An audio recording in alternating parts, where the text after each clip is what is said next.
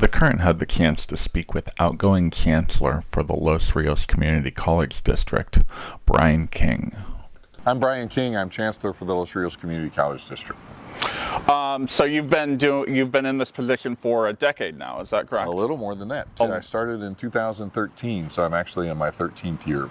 Oh, congratulations. Yes, Lucky 13. That is unusual. I was born on Friday the 13th, but it's unusual now to be able to serve this long, where the tenures for chancellors get shorter and shorter. So I really am fortunate to have been able to serve this long.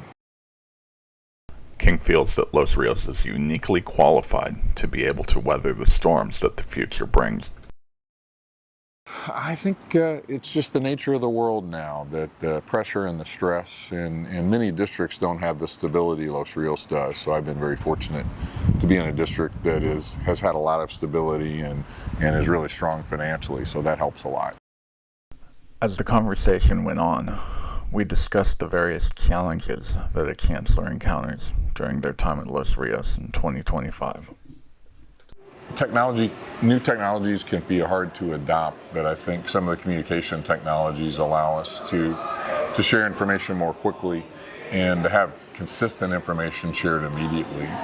And you and I were talking about technologies like Zoom, where you want to get people together in person as much as you can, but some of the technologies allow for groups to come together on short notice and communicate in ways that used to would not have been possible. Mm-hmm. How do you manage when leadership at Los Rios has been difficult?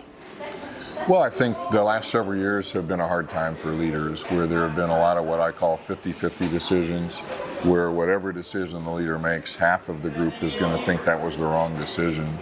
So those are hard decisions, but you have to make them anyway. And I think during the pandemic, what's the policy on masks? What's your policy on vaccinations?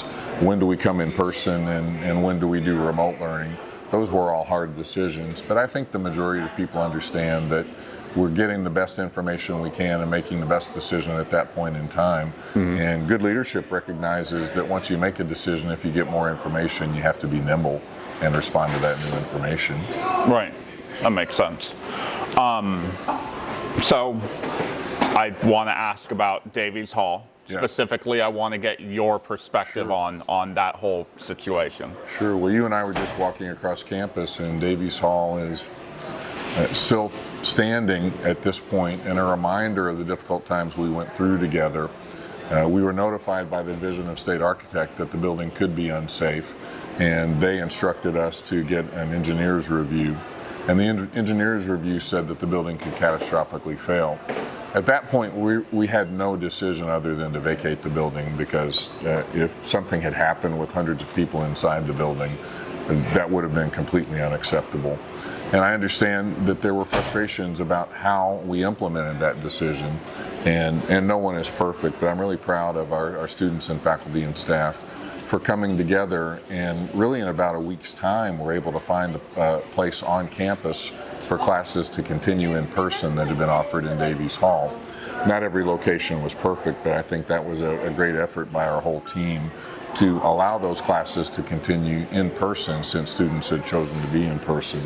And I understand the anger and frustration, and we always want to do better in communicating and letting people know. This was a once-in-a-career situation for me. In 30 years of being in leadership in community colleges, I've never had a situation like this, and I hope for those who follow, it's 30 years before something this hard happens again. Despite the challenges, there were a lot of projects that King could be proud of. Well, I think all of the projects that serve students are projects that I'm proud of. Fundraising for students, our Student Emergency Loan Fund, our Student Emergency Fund for grants has been an area of emphasis for me. And anything we can do to help students avoid problems that are involved with finances is important. I think we've worked together across our 4 colleges to make it easier for students to access the inventory of all 4 colleges. Now about 40% of our students are taking a class at more than one of our 4 colleges, and that helps shorten the time to completion, which is great for our students. What encouraged your decision to retire? Well, I've been doing this a long time, and I came to California in 2004 So I'm very fortunate now. I'm the longest serving CEO in all of the 113 California community colleges. So on the one hand, it's good to have that level of stability and continuity, but when you're the longest serving, it's probably time to think about what you want to do next. And this is just the right time that Los Rios is in great shape. And I think we'll be able to have a pool of really good leaders who apply for this position. And now I have a year to help make sure that whoever follows can be as successful as we've been in the last 13 years as a district. So who's next? Do you have anyone specific in mind? No, I think it's important for the outgoing CEO to remain, to not be involved in the process of who the selection is of the next chancellor. And our board of trustees has started a search process and has an outside search firm. So my job is to leave the district in good shape, and once a chancellor is selected, to try to make that transition as seamless as possible and do everything I can so that the next chancellor can take Los Rios to even greater heights. All right. What does that entail as far as preparing your successor? Oh, great question. We want to continue to, as we have been for all these years, to be in good shape on the budget side and have a plan in place that allows the new chancellor to hit the ground running and have strong finances. The state budget is always volatile, so the budget is a bit of a roller coaster, so we have to have reserves built up in case of an economic downturn. And one of the most important things that I do as chancellor is recruit and retain a really good team of leaders. So the college presidents, like Lisa Cardoza here at American River College, all four of our college presidents, Ed Bush is our longest serving president at CRC, and Art Pimentel at Folsom Lake, and then Albert Garcia at Sac City.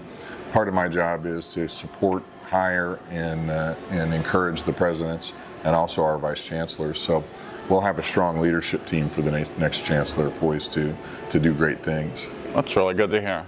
Yeah. I wanted to get into the funding because it sounds like you've created a safety net. We try to plan, we hope for the best and plan for the worst. And Los Rios is really best in class in California community colleges in planning. We have a compensation model for our employees that allows for the ups and downs in funding, and a really collaborative relationship with our collective bargaining units, our unions. So that's served our district very well, and in downturns we've been able to avoid layoffs that some districts have gone through. So this is a chaotic time in the United States, and what we want to do is make sure that we're calm and thoughtful in the chaotic time and don't make knee-jerk decisions and have a way of engaging with each other in a civil way that leads to good outcomes, and understanding that emotions can be strong. To wrap our conversation, I asked about the future. Well, I expect tremendous success for whoever the next chancellor of Los Rios will be, that we're poised, we're booming in terms of enrollment, we're in good shape financially. There's a lot of uncertainty in higher education, but community colleges are in the best possible position, I think, moving forward. So I think it's a lot of good news ahead for Los Rios and the next chancellor.